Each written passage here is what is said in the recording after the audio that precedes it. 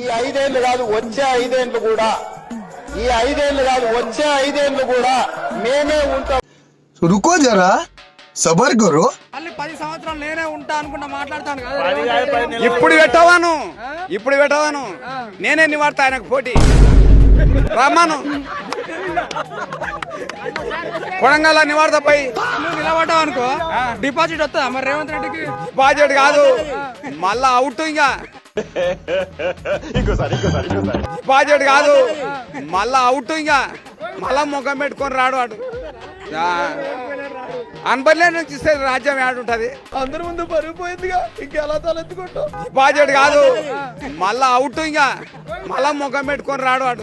అనబర్లే నుంచి ఇస్తే రాజ్యం ఏడుంటది.